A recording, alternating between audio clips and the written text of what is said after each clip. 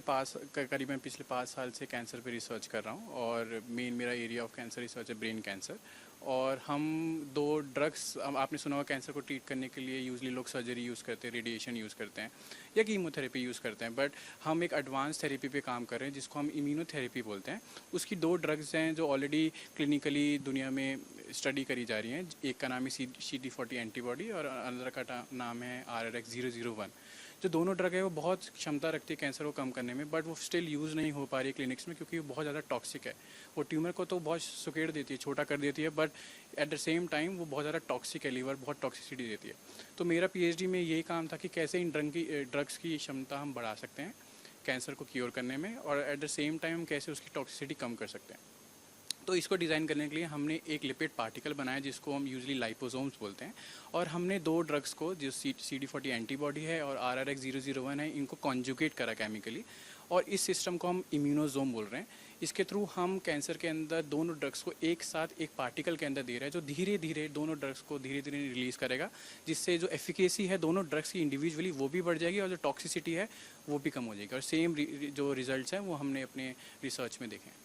इसके अंदर पहले से 2 से 3 साल हमको लगा कि डिज़ाइन करने में, कि हम अपना जो नैनो फॉर्मुलेशन बना रहे हैं जिसके अंदर 2 ड्रग डाली हैं उसको कैसे कॉन्जुगेट कर सकते हैं। तो हमने डिफरेंट केमिस्ट्रीज ट्राई करी, हमने उसको ऑप्टिमाइज़ करा डिफरेंट कंसंट्रेशन की, हमको कितना ड्रग चाहिए, फिर वो ड्रग कितना रिलीज़ कर रहा है कितने टाइम पर, क्या उतना ड्रग ज़रूरी है एक डोज के अंदर, ये सब ऑप्टिमाइज़ करने में हमको 2 से 3 साल लग गए।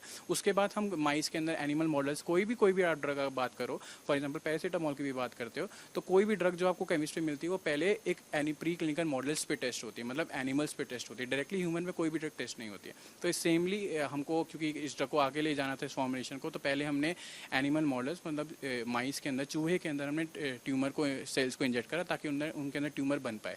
और उसके बाद फिर हम अपनी ड्रग देके डिफरेंट डोजिंग और डिफरेंट टाइम पे हमने इंजेक्ट करी ड्रग्स और देखा कि ट्यूमर कम हो रहा है या नहीं हो रहा है। तो हमने देखा कि बाकी ड्रग्स, मतलब बाकी जो ग्रुप्स हैं हमारी स्टडी के अंदर, जैसे कंट्रोल जिसके अंदर कोई भी कुछ भी इंजेक्ट नहीं करे थे, कंपैरिजन ग्रुप्स, और free drug CD40 antibody RRX और फ्री ड्रग कॉम्बिनेशन, वो भी एक ग्रुप रखा था हमने। और उसके साथ एक ग्रुप था जिसमें हमने ये अपना पार्टिकल थी जिसको हम इम्यूनोजोम बोल रहे हैं। बाकी सब ग्रुप्स में ट्यूमर ओवर द टाइम बहुत जल्दी बढ़ता रहा।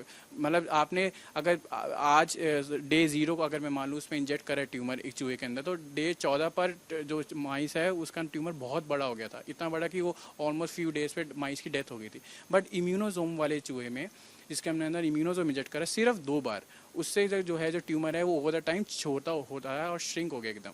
और उसके बाद हमें लगा कि ऐसा तो नहीं है कि ये एक बाय चांस चीज़ हो रही है, या ये क्योंकि कैंसर के अंदर क्या होता है, कैंसर रिमूव हो जाता है या ट्रीट हो जाता है, उसके बाद दोबारा रिलैप्स होने के चांसेस, दोबारा आ सकता है कैंसर। तो हमने उसी चूहों को 90 दिन के लिए छोड़ दिया और देखा क्या दोबारा ट्यूमर आ रहा है उसके अंदर, नहीं आ रहा है। तो 90 दिन तक हमको उसके अंदर कोई भी ट्यूमर नहीं दिखा है। और 90 दिन के बाद हमने उस माइस को दोबारा रीचैलेंज करा, वापस ट्यूमर सेल इंजेक्ट करे हमने उनके अंदर, और देखा क्या अब इनके अंदर ट्यूमर ग्रो हो सकता है। और इस टाइम हमने कोई ट्रीटमेंट नहीं दिया है। तो अगर बॉडी के अंदर, एनिमल बॉडी के अंदर, चूहे के अंदर मेमोरी डेवलप होगी, जैसे वैक्सीन में हमें पता है कोविड के अंदर हम वैक्सीन देते हैं, तो हम ये कोई भी वैक्सीन हम इसलिए देते हैं ताकि कि जब रियल असली में इन्फेक्शन हो तो हमको इन्फेक्शन ना हो। तो उन्हीं चूहों में जो 90 दिन तक जिनके अंदर ट्यूमर दोबारा डेवलप नहीं हुआ था, हमने ट्यूमर सेल्स डाले और देखा इस चीज़ के अंदर कि उनके अंदर फिर से ट्यूमर डेवलप नहीं हो रहा। मतलब कि जो हमारा इम्यूनोजोम है वो खाली ट्यूमर शुरू में नहीं कम कर सकता है, वो दोबारा रिलैप्स अगर कोई चांसेस होते हैं उसका भी ध्यान रख सकता है। ब्रेन कैंसर दुनिया में 5वां सबसे कॉमन कैंसर है। सबसे ज़्यादा ये बच्चों में होता है, खासकर 0 से 14 साल तक की उम्र के बच्चों में। लेकिन चाहे बच्चे हो या किसी भी उम्र का इंसान, ब्रेन कैंसर होने के बाद ज़्यादा से ज़्यादा वो 12 से 18 महीने तक जीवित रहता है। और अगर टाइम पर इसे डायग्नोस कर भी लिया गया तो कोई भी अधिकतर 5 साल तक ही जीवित रह सकता है।